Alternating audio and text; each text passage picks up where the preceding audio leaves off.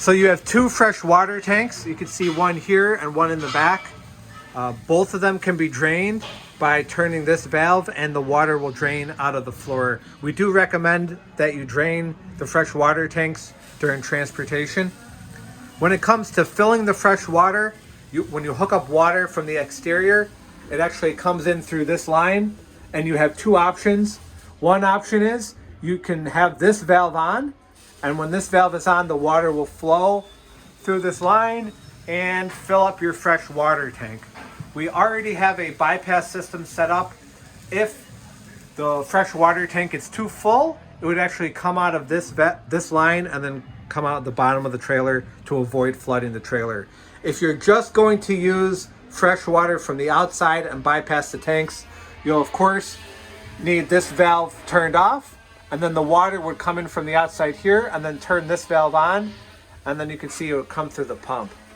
If you're going to use water from the fresh water tank, it'll come through this line, and then you would turn this one on and that one off, and then it'll go through the tank. You'll want to make sure that all of your plumbing is turned on, all of your propane also turned on, and all of the lines going to your hot water tanks turned on. We have two breaker panels because you have both generators, and they're clearly labeled. You can see the one plug closer to the back, plug closer to the front, and then you have your 12-volt system as well. The awnings, as we discussed, are not hooked up. They're being sent to your shop. You can see they're labeled here for the rear awning, the front awning, and the awning lights. So we've hooked up all of that as well. And then you have your awning controls right below for that. The main lights are also powered here, and the fans are powered here. The larger items will be found in the breaker boxes. Inside the utility room also is this manual. Inside the manual has all of your keys for the doors and the access panels and your generator doors as well, and they're all labeled. You also have a shutoff valve list. So all of your plumbing that's neatly labeled has numbers, and each number will correspond to a certain part of the trailer that you can clearly see up there. This valve should only be used when you're winterizing the trailer, but all other times it should be in the off position as it is now. If you are going to winterize the trailer, you'll want to turn that valve on and then turn off all the valves going to the hot water tanks. And then you can pump coolant or antifreeze through the system, and that valve will allow it to flow through the entire system, but you're bypassing the tanks, and you probably need around 10 gallons in order to antifreeze this trailer. The propane tanks are empty, so you will need to get those filled. The right propane powers your dryers, and the left propane powers your Navion hot water tanks. On the back of the trailer, you have two access doors. The one on the right will have all of your scissor jacks to stabilize the trailer.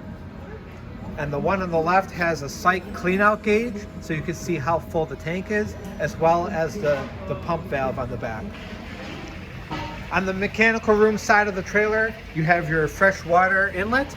You also have your two 50 amp power supplies, one here and one there. And then your generators. One thing to note, you will need an adapter that goes from your generator that plugs into this type of a port. So that's a 50 amp twist lock, but you will need a special adapter that goes from your generators because your generators are so powerful. In order to access the generators, you'll have to turn the switches here in the off position, as well as use the key, and then you can get to all the generators.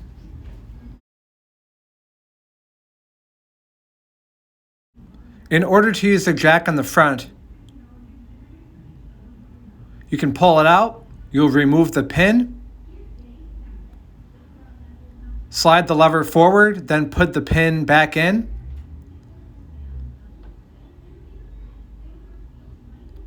Then you'll be able to raise and lower the trailer using the front jack.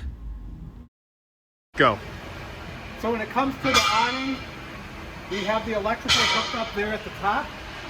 And then we put a line here so you can see where to run the awning as well. But there's your electrical for the one awning. And over here, we put a piece of tape. This indicates where the bracing is for this arm of the awning. Then that's for the front awning. Same thing for this awning. From this line over is bracing, so you can put that arm of the awning anywhere you want. The electrical is up there. And then the last part up here, you can see the bracing goes from this point to this point.